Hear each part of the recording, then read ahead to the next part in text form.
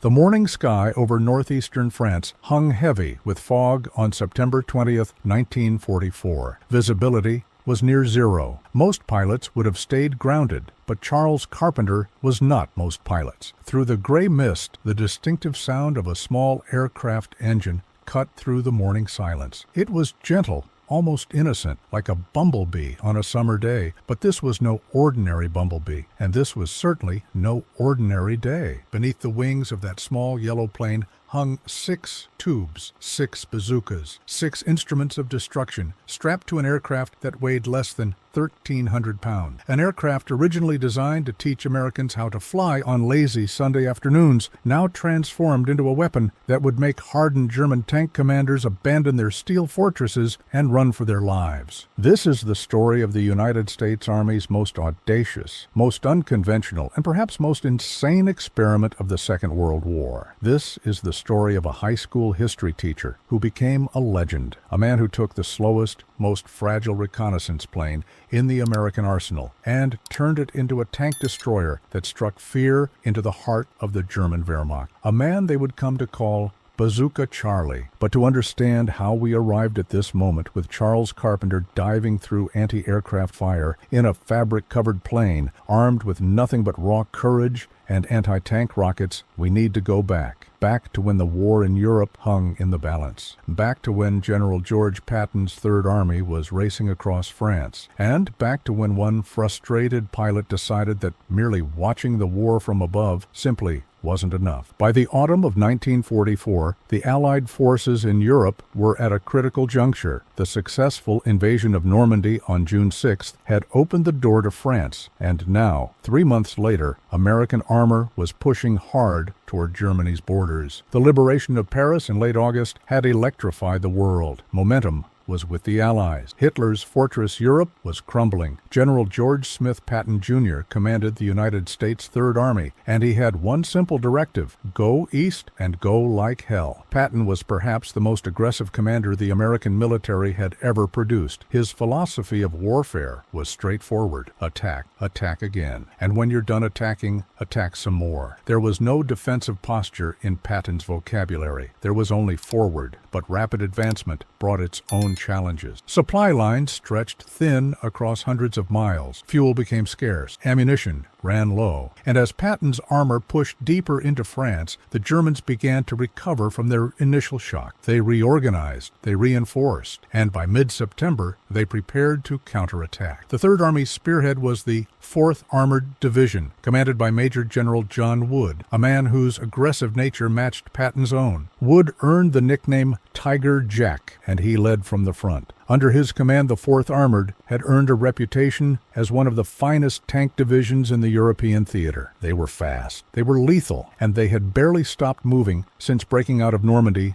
in late July. The division's task was clear but daunting: cross the Moselle River, capture the city of Nancy, establish bridgeheads, then push onto the German border and breach the Siegfried Line, the formidable defensive fortifications protecting Germany's western frontier. Beyond that lay the Rhine River and the industrial heartland of the Third Reich. The war could be won or lost in the hills of northeastern France. By September 18th, elements of the 4th Armored Division, specifically Combat Command Alpha, had successfully crossed the Moselle and established positions near a small town called Aricourt. It was rolling countryside, agricultural land with gentle hills and scattered forests, good tank country, but also good country for an ambush. Intelligence reports were concerning. German armor was moving into the area, new panzer brigades fresh from the factories, equipped with the fearsome Panther tanks. These weren't the worn-out units the Americans had been chasing across France. These were reinforced formations with a mission directly from Adolf Hitler himself: stop Patton, destroy the American bridgehead, push them back across the Moselle. The stage was set for one of the largest tank battles on the Western Front. Over 260 German tanks and assault guns would clash with American armor in the fields around Aricourt. The morning fog would conceal German movements. The technological superiority of German tanks would be tested against American tactics and determination. And in the sky above, flying low through the mist, a small yellow airplane with 6 bazookas would change the course of battle. But before we witness that pivotal September day, we need to understand the aircraft itself, because the Piper Cub represents one of the most unlikely warriors in military history. The Piper J3 Cub was born in 1938, not in a military factory, but in a small Pennsylvania town called Lock Haven. It was the creation of the Piper Aircraft Company, and its purpose was beautifully simple: make flying accessible to everyday Americans. With a price tag just over $1,000, the Cub democratized aviation in a way no aircraft had before. The design was elegance through simplicity: high-wing monoplane, fabric-covered steel tube fuselage, a single propeller driven by a modest 65-horsepower engine, 2 seats, tandem configuration, 35-foot wingspan, 22 feet long, empty weight just 680 pounds. With fuel and pilot, the total package weighed barely 1,200 pounds. To put that in perspective, a modern Honda Civic weighs more than twice that. Performance was equally modest. Top speed 87 miles per hour. More typically, it cruised at 73. Its stall speed, the slowest it could fly before dropping from the sky, was a mere 38 miles per hour. You could lean out the window of a car on the highway and match speeds with a Piper Cub. It had a service ceiling of 12,000 feet and could stay aloft for just under 3 hours on its 12-gallon fuel tank. The civilian Cub was painted bright yellow with a black lightning bolt down its fuselage. Nothing beats a Cub on a warm summer afternoon, pilots would say, door open, watching the world float slowly by. It was gentle, forgiving, the perfect trainer. And through the civilian pilot training program, thousands of Americans learned to fly in Cubs before the war. When the United States Army began looking for light observation aircraft in the early 1940s, the Cub was an obvious candidate. The military version received the designation L4 Grasshopper. The changes were minimal. They added plexiglass panels in the roof and rear windows for better visibility during reconnaissance missions. They painted it olive drab instead of yellow. They gave it military markings, but fundamentally, it was still a Cub. The Army eventually ordered more than 5,400 L4 Grasshoppers. These aircraft had a specific mission profile: artillery observation and liaison duties. They would fly low and slow over battlefields, spot enemy positions, and radio coordinates back to friendly artillery. They would ferry messages and small supplies. They would evacuate wounded in makeshift litters strapped to the wings. They were the eyes of the artillery, flying where faster, higher aircraft couldn't effectively operate. But there were significant limitations. The Grasshopper was unarmed, completely defenseless. It had no armor plating, no self-sealing fuel tanks. A single rifle bullet could bring one down. They relied entirely on being beneath the notice of the enemy. German fighters and anti-aircraft guns typically ignored them. They were mosquitoes, annoying but harmless. Cubs were for observation only. Everyone understood that. Most pilots accepted this role. They performed their duties with distinction, flying in conditions that would ground more sophisticated aircraft, often from improvised airstrips just behind the front lines. Artillery spotters lived rough. They slept in foxholes. They went days without bathing. They ate K rations and flew from dawn until darkness. The flying artillerymen, as reporters called them, piddled around over enemy positions all day, calling shots for the big guns. It was dangerous work even without engaging the enemy directly. Flying low and slow made them vulnerable to ground fire once they were noticed. Mechanical failures over enemy territory meant certain capture. Weather could kill just as easily as bullets. Many Grasshopper pilots lost their lives performing their observation duties. But for one particular pilot, observation wasn't enough. Charles Carpenter wanted more. He wanted to fight. He wanted to hit back, and he was about to prove that even the most unlikely aircraft could become a weapon of war if you had enough determination and a complete disregard for your own safety. Charles Carpenter didn't start his life as a warrior. He was an educator. Born in the early years of the 20th century, Carpenter spent his pre-war years teaching history at a high school in Moline, Illinois. By all accounts, he was good at it, patient, knowledgeable, dedicated to his students. In the summers, he ran a boys' camp in the Ozarks, teaching outdoor skills and building character. This was a man who believed in shaping young minds, in preparing the next generation for whatever challenges they might face. He was also a family man, a husband, a father. The kind of person you'd expect to live a quiet, respectable life in the American Midwest, contributing to his community through education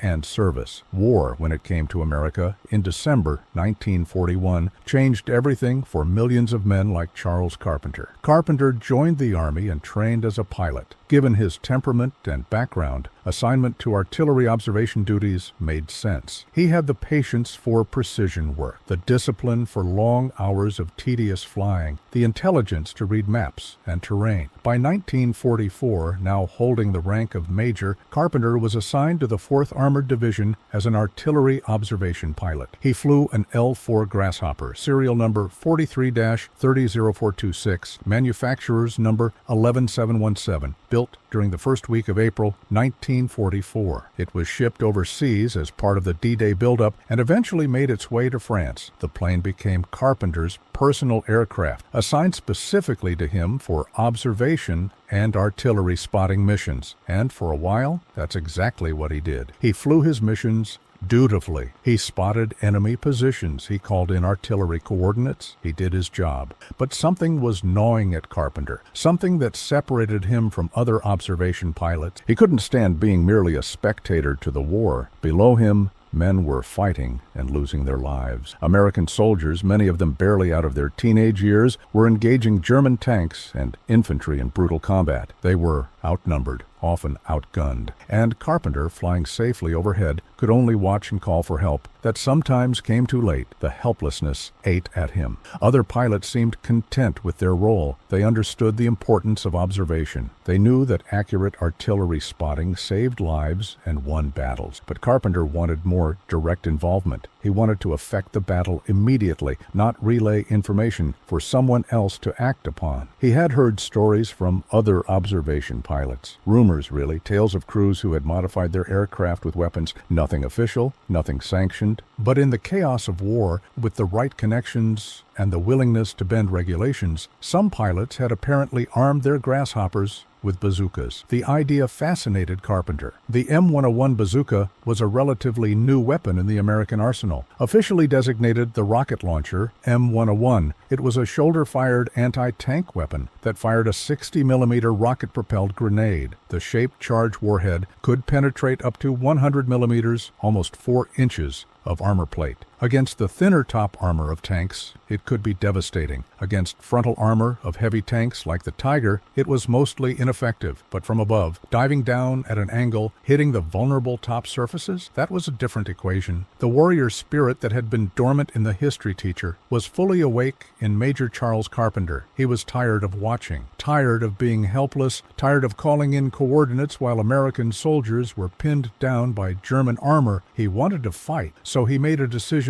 that would define the rest of his war and cement his place in military history. He was going to arm his Grasshopper. He was going to hunt tanks, and he didn't particularly care if it was insane. The modification of Carpenter's L-4 Grasshopper was not a solo effort. He needed help, technical expertise, and most importantly, official approval, or at least official tolerance. Carpenter approached his commanding officers with the idea. To their credit, they didn't immediately dismiss him as crazy. Perhaps they saw the same frustration he felt. Perhaps they understood that unconventional warfare sometimes required unconventional solutions. Or perhaps they simply knew better than to tell a determined major no when he had his mind set on something. Permission was granted, or at the very least, permission wasn't explicitly denied. In the fluid chaos of an active battlefield, sometimes the absence of a no is as good as a yes. Carpenter assembled his team, an ordnance technician who understood the mechanics of the bazooka, a crew chief who could fabricate the mounting hardware, and Carpenter himself, who would fly the result into combat. The initial modification was conservative by Carpenter's standards. They mounted 2 M101 bazookas to the wing struts, one on each side. The installation required required careful consideration of weight and balance. The Grasshopper was not designed to carry external weapons. Its wings were built for lift, not for hanging heavy tubes of metal. The mounting brackets had to be secure enough to withstand flight stress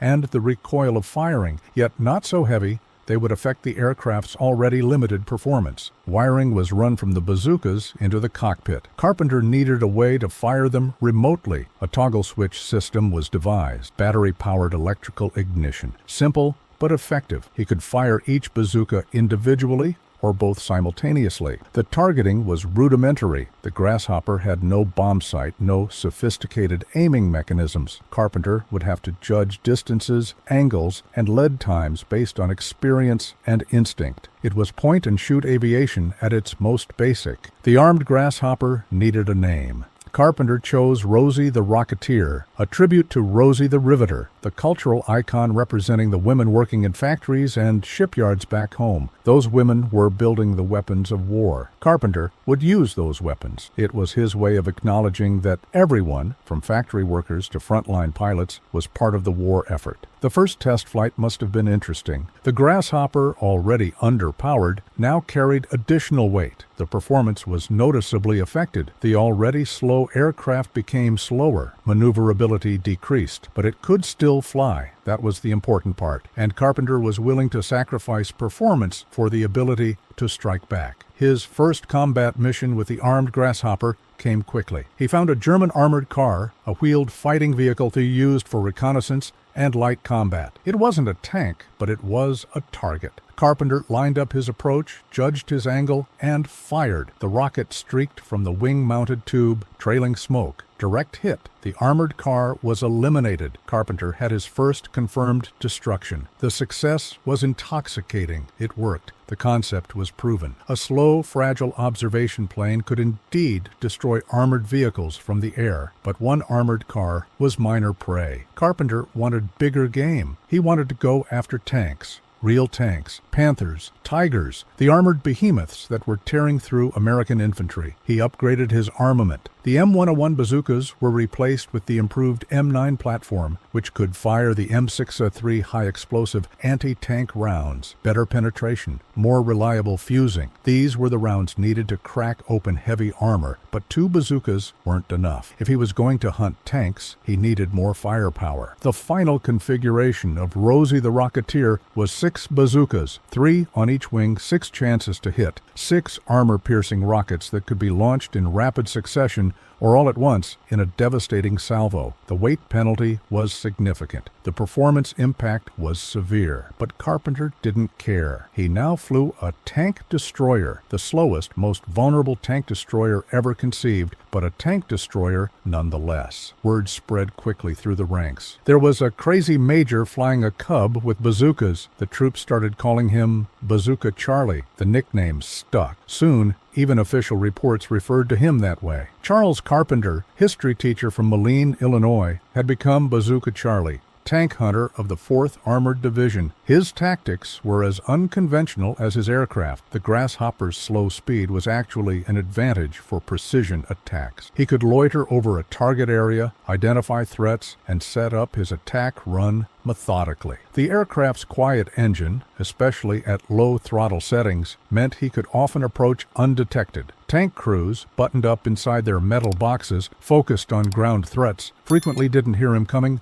until the first rocket impacted. Carpenter would fly low, very low, treetop level, sometimes lower. He used terrain for cover, hiding behind hills and forests until the last possible moment. Then he would pop up, acquire his target, and dive. The dive angle was critical, too shallow, and the rocket wouldn't have the velocity and trajectory needed to penetrate top armor. Too steep, and he risked not being able to pull up in time. His attack runs brought him within 100 meters of his targets. That's 300 feet, close enough to see the rivets on a tank's hull, close enough to see the panicked faces of crews bailing out, and definitely close enough for every German soldier in the area to shoot back. Machine guns, rifles, even pistols. Everything came up at the little yellow plane with the American stars, but Carpenter kept coming, mission after mission, day after day. The man who had spent his life teaching history was now making it. The German response to Bazooka Charlie was initially one of disbelief. Artillery observation cubs were nuisances, sure, but they weren't threats. They were to be ignored unless you had nothing better to do. But when Carpenter started destroying armored vehicles, that calculation changed rapidly. Word must be getting around among those krauts to watch out for cubs with bazookas on them, Carpenter said at the time. Every time I show up now, they shoot with everything they have. They never used to bother cubs. Bazookas must be bothering them a bit. That was Carpenter's dry, understated way of describing what had become a survival gauntlet every time he flew. German commanders issued orders. Any grasshopper spotted in the sky was to be engaged immediately with maximum firepower. The free pass that observation planes had enjoyed was revoked, at least for cubs in the 4th Armored Division's area. The Germans couldn't know which grasshopper was armed and which wasn't, so they shot at all of them. This put other observation pilots in greater danger through no fault of their own. Some of them tried to emulate Carpenter's success. They armed their aircraft with bazookas and attempted to attack German armor. The results were not encouraging. According to press coverage at the time, the other pilots found that driving their frail aircraft into a hail of German small arms fire was extremely unhealthy. Most quickly returned to their safer, less dangerous observation duties. They left the tank hunting to the Mad Major. That was another nickname Carpenter earned. Bazooka Charlie, the Mad Major, the Lucky Major. Because somehow, despite flying repeatedly into concentrated enemy fire, he never received so much as a scratch. Not from enemy action anyway. The man seemed to have a guardian angel working overtime. His missions became legendary within the 4th Armored Division. There was the time he spotted an American infantry unit pinned down by German forces. Artillery was out of range. Air support was engaged elsewhere. The infantry was on their own and taking casualties. Carpenter didn't hesitate. He attacked the German positions with his bazookas, expending all 6 rockets. Then he flew straight back to base, had his ordnance team reload, and returned to the fight. He made 3 complete combat sorties that day, flying, attacking, rearming, and returning until the German assault was broken. 2 German tanks destroyed. The infantry unit saved. It was exhausting work. The physical demands of combat flying, the mental stress of diving into anti-aircraft fire, the adrenaline that kept you sharp during the mission but left you drained afterward. British pilots during the Battle of Britain had flown multiple sorties per day defending against Luftwaffe bombers, though they often relied on amphetamines to push through the exhaustion. Carpenter did it on determination and coffee. His personal philosophy of warfare was simple and aggressive. I just believe that if we're going to fight a war, we have to get on with it 60 minutes an hour and 24 hours a day, he was quoted as saying. Some people around here think I'm nuts, but this is how you win. Patton himself would have approved. Attack, attack, attack. Never give the enemy time to recover or regroup. Maintain constant pressure. Carpenter embodied that philosophy at the individual level. He was his own Air Force, his own tank destroyer unit, operating independently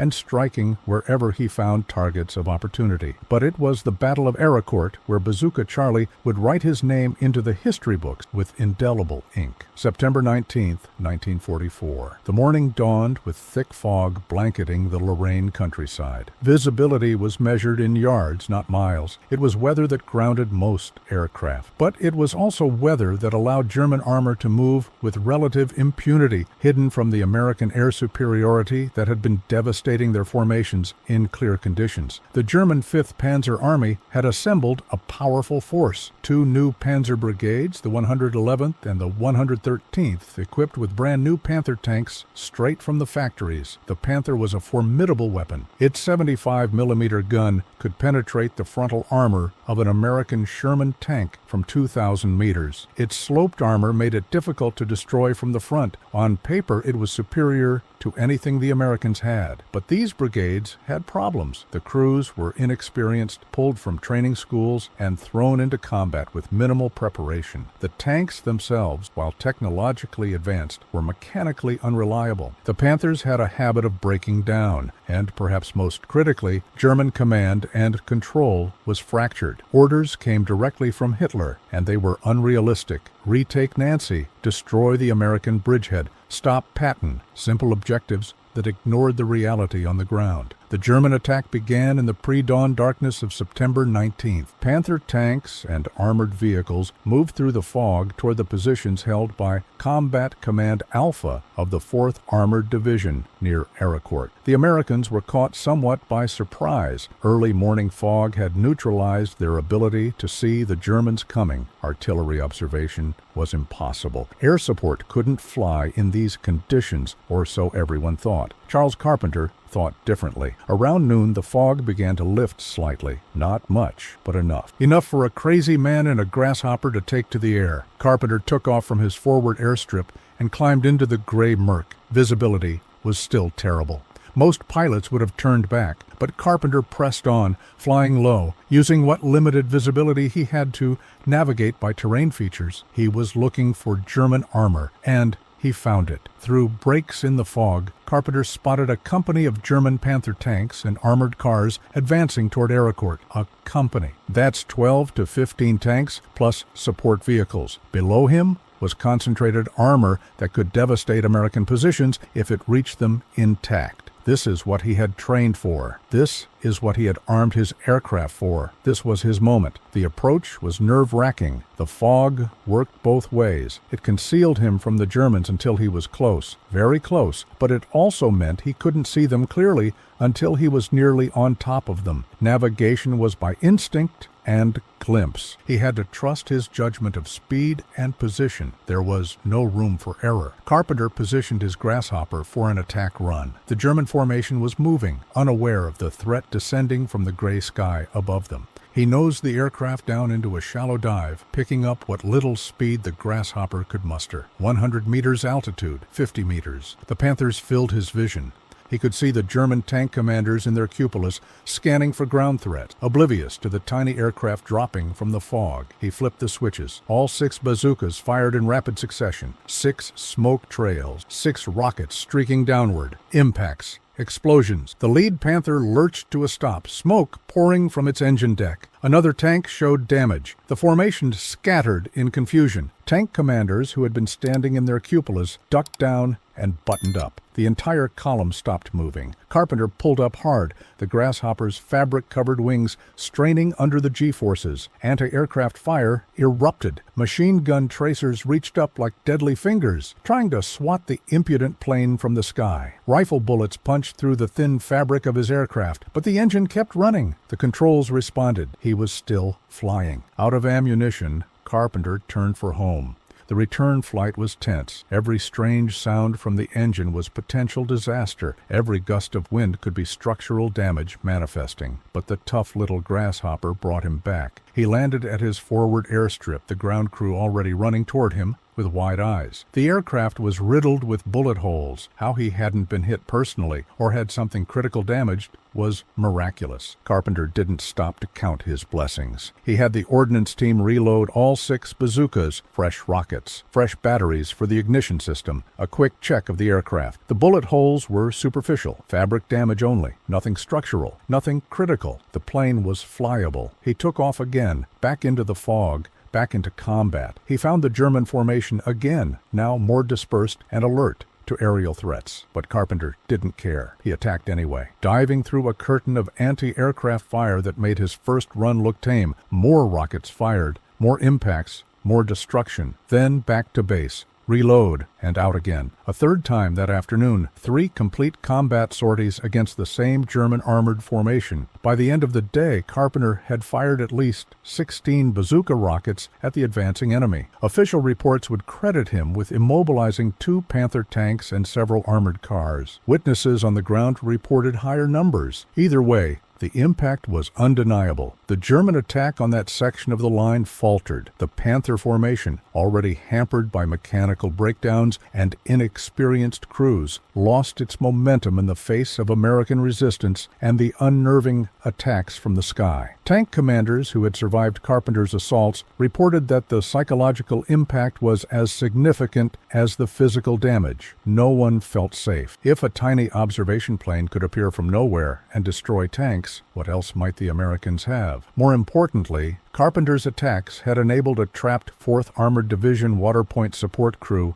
to escape capture. These men had been pinned down by the German advance, certain they would be overrun. They witnessed Carpenter's 3 sorties. They saw him dive through fire again and again. They saw German tanks stop and retreat. And when the opportunity presented itself, they were able to fall back to American lines. Every one of them owed their lives to a history teacher from Illinois, flying a plane that barely weighed more than a small car. The Associated Press reporter Wes Gallagher covered the story. In a 1945 article in Liberty magazine, he concluded that Major Carpenter was a legend in an outfit where reckless bravery is commonplace. That was perhaps the highest praise possible. The 4th Armored Division was full of brave men who rode tanks into battle knowing that German guns could turn their vehicles into burning coffins, men who fought hand-to-hand in the ruins of French towns. But even among these warriors, Bazooka Charlie stood out. The Battle of Aricourt continued for several more days. Combat Command Alpha, which had borne the brunt of the 5th Panzer Army's counteroffensive, lost 25 tanks and 7 tank destroyers in the fighting. Casualties totaled 225 men lost and 648 wounded. It was brutal combat. The Germans fared far worse. Of the 262 tanks and assault guns deployed in the week of fighting near Aricourt, 86 were destroyed outright, 114 were damaged or broken down, and only 62 were operational at the end of the month. The panzer brigades that Hitler had counted on to stop Patton were shattered as cohesive combat units. They never recovered. American tactics, leadership, and training had overcome German technological superiority. The Sherman tank, often criticized as inferior to German armor, proved effective when used correctly with good combined arm support, artillery, infantry, air support, and apparently even armed grasshoppers. The victory at Aricourt opened the way for the Third Army's continued advance toward Germany, though logistical constraints and the approaching winter would eventually slow Patton's momentum. But in September 1944,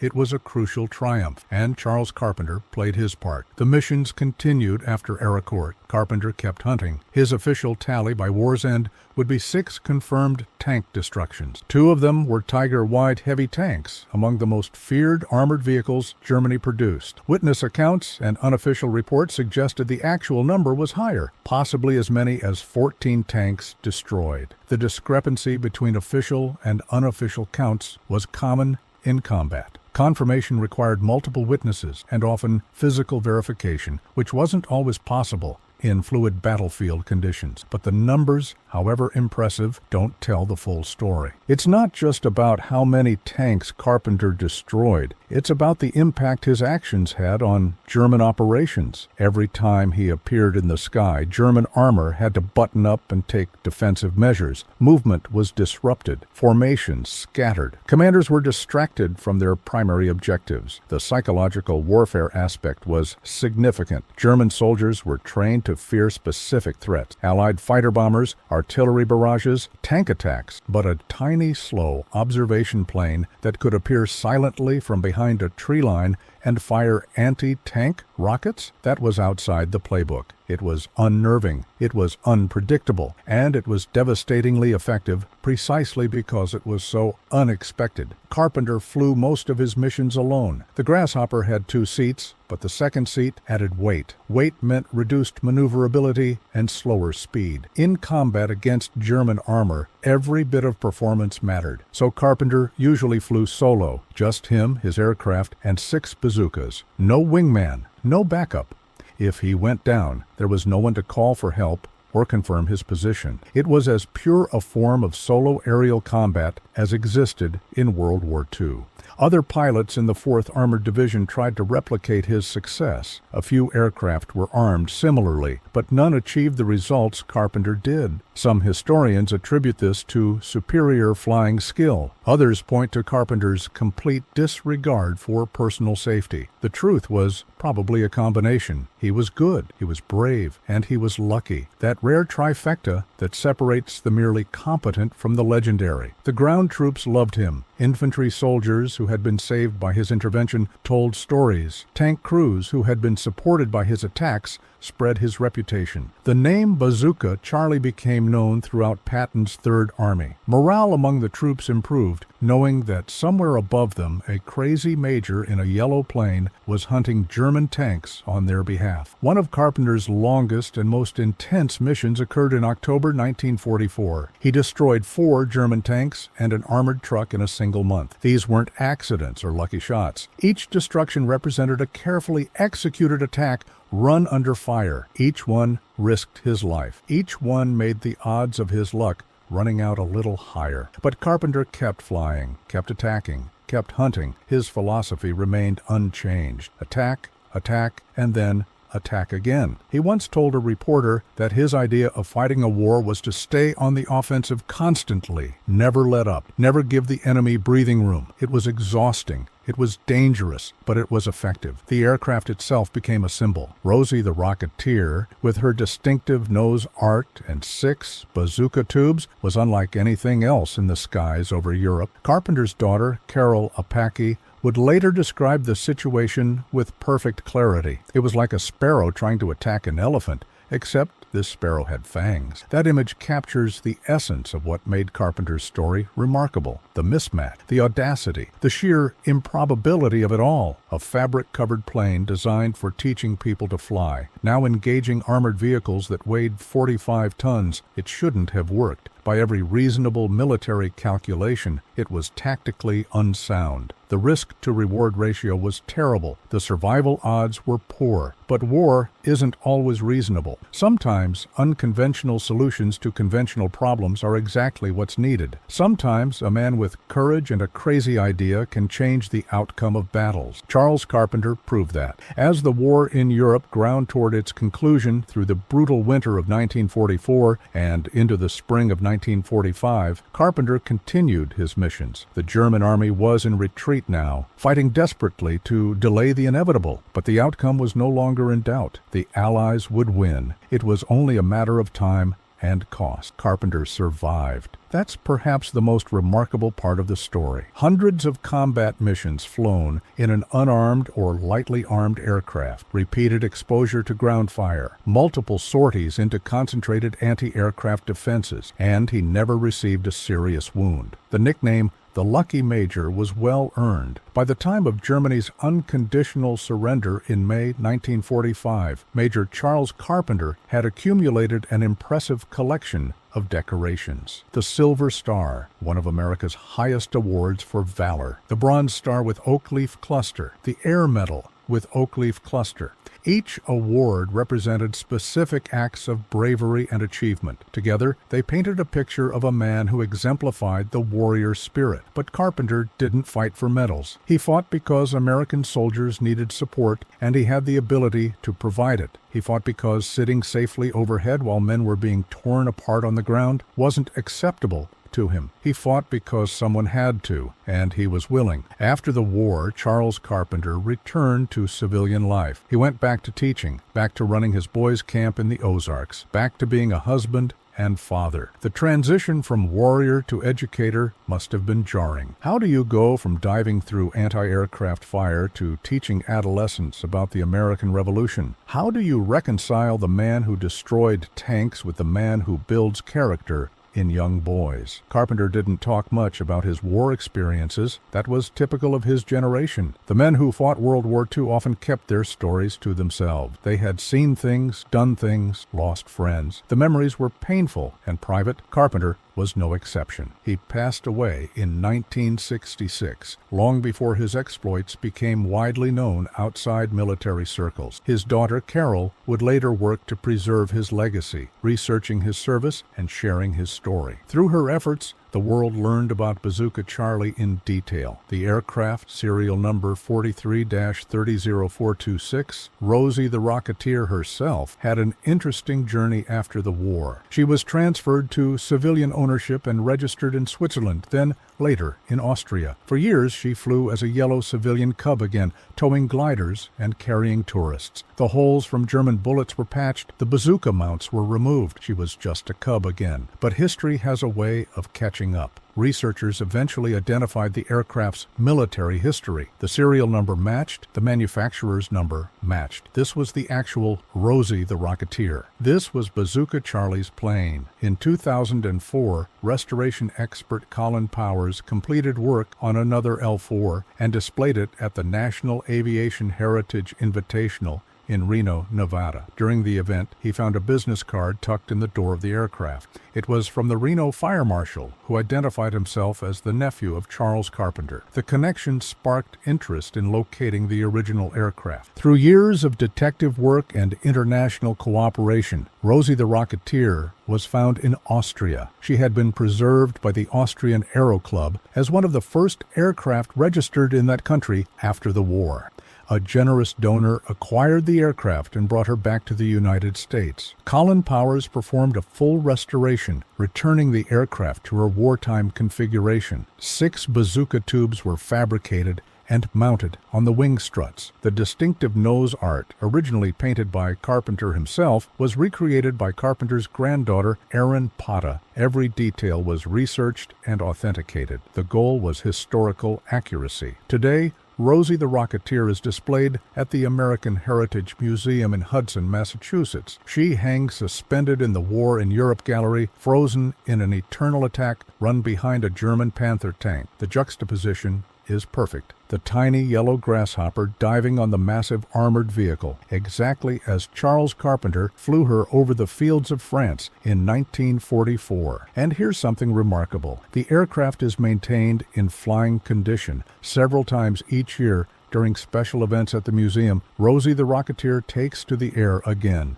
The sound of her Continental engine echoes across the field. The fabric-covered wings catch the sun. And for a few precious moments, it's as if Bazooka Charlie himself is at the controls, reminding us that courage and determination can overcome seemingly impossible odds. The restoration team discovered something else during their work. Bullet holes. Multiple bullet holes in the fabric and structure that had been patched but never fully repaired. These were the scars of combat, evidence of how close Carpenter came to not returning from his missions. Each hole represented a German bullet that almost ended the story. Almost, but not quite. The experiment that started with Charles Carpenter didn't spread widely during World War II. A few other pilots armed their grasshoppers with bazookas, but none achieved Carpenter's success or longevity. The risks were simply too high for most. The tactics required a unique combination of skill, aggression, and luck that couldn't be easily replicated. But the concept proved important. It demonstrated that unconventional weapons platforms could be effective if employed correctly. It showed that speed and armor weren't always necessary advantages. Sometimes the ability to operate slowly and quietly beneath enemy expectations was more valuable. After the war, the military explored armed light aircraft more systematically. During the Korean War, L-4 Grasshoppers and their successor, the L-19 Bird Dog, were occasionally armed with rockets for ground attack missions. Later, specialized light attack aircraft were developed specifically for close air support in environments where jets were overkill. The modern era has seen this concept evolve even further. Armed drones conducting surveillance and strike missions. Light attack aircraft supporting counterinsurgency operations. Special operations forces using small, quiet aircraft for infiltration and fire support. In all of these, there are echoes of what Charles Carpenter did in 1944. The technology has changed, the platforms have improved, but the underlying principle remains. A small, agile, unexpected weapon system operated by a skilled individual can be devastatingly effective. The story of Bazooka Charlie challenges our assumptions about warfare. We tend to celebrate the big weapons, the heavy bombers, the powerful battleships, the massive tank. These are the weapons that dominate historical narratives and museum displays. But wars are won by people, not just equipment. And sometimes a man in a fragile little airplane with nothing but courage and anti-tank rockets can change the course of a battle. Carpenter's legacy extends beyond military tactics. He represents the American fighting spirit at its finest. He wasn't a professional soldier from a military academy. He was a civilian who answered his country's call, a teacher who became a warrior, a man who saw a problem and created a solution, regardless of how crazy it seemed. His story resonates because it's about individual initiative triumphing over institutional limitations. The Army didn't issue orders for observation pilots to arm their aircraft and attack tanks. That wasn't the mission. That wasn't the doctrine. But Carpenter saw American soldiers in need of support, and he had the ability to provide it. So he did. He didn't wait for permission. He didn't follow the playbook. He improvised, adapted, and overcame. In an age of precision-guided munitions and advanced military technology, it's easy to forget that warfare is ultimately a human endeavor. Equipment matters, technology matters, but what matters most is the person using that equipment, their skill, their determination, their willingness to put themselves in harm's way for others. Charles Carpenter, the history teacher from Moline who became Bazooka Charlie, embodied all of these qualities. He took the Army's craziest experiment, a Piper Cub turned tank hunter, and made it work through sheer force of will. He saved American lives. He destroyed enemy armor. He changed the battlefield calculus in his area of operations. And he did it all while flying an aircraft that barely weighed more than a motorcycle. Somewhere in the skies above northeastern France, on a foggy September morning in 1944, a small yellow airplane with 6 bazookas under its wings climbed into the gray mist. At the controls sat a history teacher who had become a warrior. Below him, German Panther tanks advanced toward American positions. The odds were impossible. The risks were suicidal. The mission was insane. Charles Carpenter lined up his attack run. This is the story that needed to be told. Not just about the weapons or the tactics, but about the man, about what ordinary people can accomplish when circumstances demand extraordinary actions, about how courage isn't the absence of fear, but the decision to act despite it.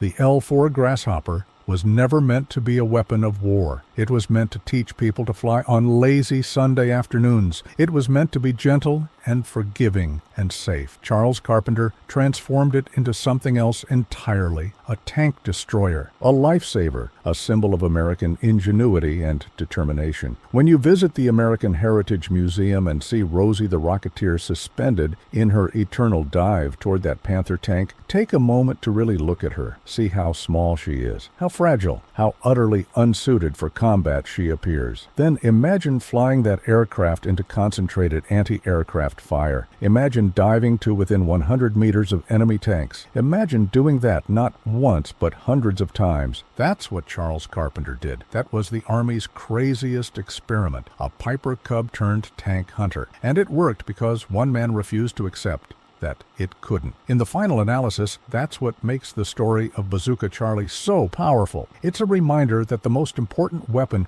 in any arsenal isn't the most advanced technology or the most powerful equipment. It's the human spirit, the willingness to try the impossible, the courage to fight when every rational calculation says you should retreat, the determination to save lives even when it means risking your own. Charles Carpenter had all of that, and because he did, American soldiers came home who otherwise wouldn't have. German attacks faltered that otherwise wouldn't have. Battles were won that otherwise might have been lost. From a high school classroom in Illinois to the skies over France, from teaching history to making it, from civilian to warrior and back to civilian again, Charles Carpenter lived an extraordinary life defined by one simple principle. When the time comes to stand up and be counted, you stand. He stood in the cockpit of an unarmed observation plane that he armed himself against German tanks that outweighed his aircraft by factors of 30 or 40 to 1. with nothing but 6 bazookas and an indomitable will to fight. That's the story of the Army's craziest experiment. That's the story of Bazooka Charlie. That's the story of what happens when an ordinary man decides to do something extraordinary, and that's a story worth remembering.